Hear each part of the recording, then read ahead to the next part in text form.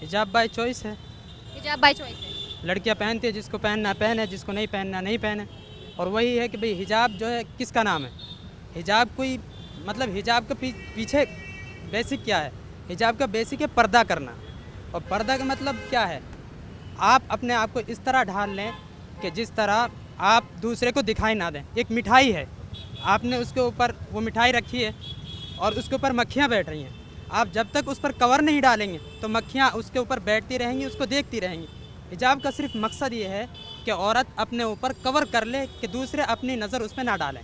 पर ये तो नज़र का बात है ना, मतलब आप अगर ये तो फिर कहीं ना कहीं लड़की की उस पर डिपेंड नहीं हो जाएगा कि आप लड़की के ऊपर ही डिपेंड है।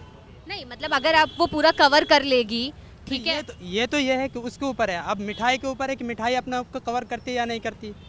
मिठाई दिखाना चाहती है तो दिखाए, मिठाई कवर करना तो आप चाहती है मिठाई और लड़की को कैसे कंपेयर कर सकते हैं सर? वो तो एक प्लेट पे रख दी गई तो रखी रहेगी। देखो, हर चीज़ को एक किसी चीज़ से मिसाल दे के बयान किया जाता है। अगर किसी चीज़ को समझाना हो तो आप उसका टॉपिक खुले से किसी चीज़ से नहीं समझा सकते। आप उसको किसी चीज़ के बराबर में ला के खड़े करेंगे तो कंपेयर में आपको समझ में आएगा।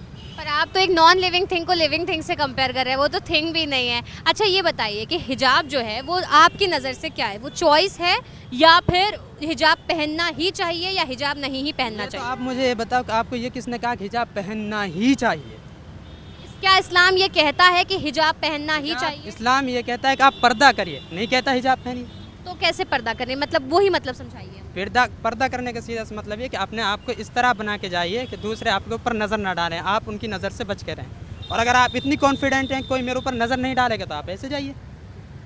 मतलब ठीक। शुरू इस्लाम में जो आजकल बुर्के की जो बेसिक है वो नहीं थी। अच्छा लोग सिर्फ चादर ओढ़ के जाते थे और चादर वो ऐसी होती थी कि आपने पूरे बदन पे डाल लिया, आपका बदन ढक गया। जी। ये भी पर्दा है।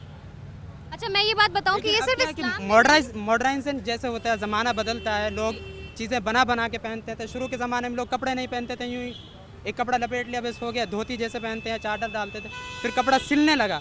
ऐसे ही बुर्का उसकी जो चादर थी उसकी एक सिल के आया है, जैसे कपड़ा सिल के आया ऐसे ही बुर्का भी सिल के आया है।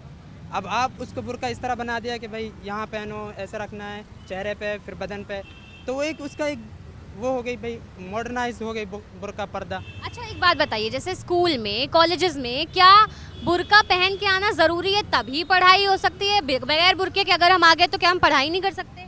आप ये बताइए, अगर कोई बुर्के से आ जाए तो पढ़ाई कर सकता है? बिल्कुल कर सकता है। तो फिर हम भी यही कह रहे हैं, फिर करिए। तो अगर हम बिना बुर्के के आएंगे तो भी तो करिए। मतलब कितना सही है जिस तरीके से जिस पे पूरा बवाल शुरू हुआ कि आपको स्कूल कॉलेज में बुर्का हिजाब हम बैन कर देंगे, जिसके बाद बहुत सारे प्रोटेस्ट हुए। उनका बेसिक क्या है, उनकी चॉइस थी। कर्नाटक में जो मामला हो रहा है सीधा सीधा वो है भाई, उनकी चॉइस थी। बच्चे चाहते थे कि हम बुर्का पहन के जाएं, वो जाती थी। स्कूल वालों ने मना कर दिया उनका, हम नहीं आएंगे। भाई मैं कहता हूँ मैं टोपी पहन के कॉलेज आ रहा हूँ तो कॉलेज वाले मना कर देंगे, मेरा मन है नहीं आऊँगा। भाई मुझे ये पहन के जाना है, मेरा बेसिक है, मेरा फंडामेंटल राइट है, तो मैं आऊँगा।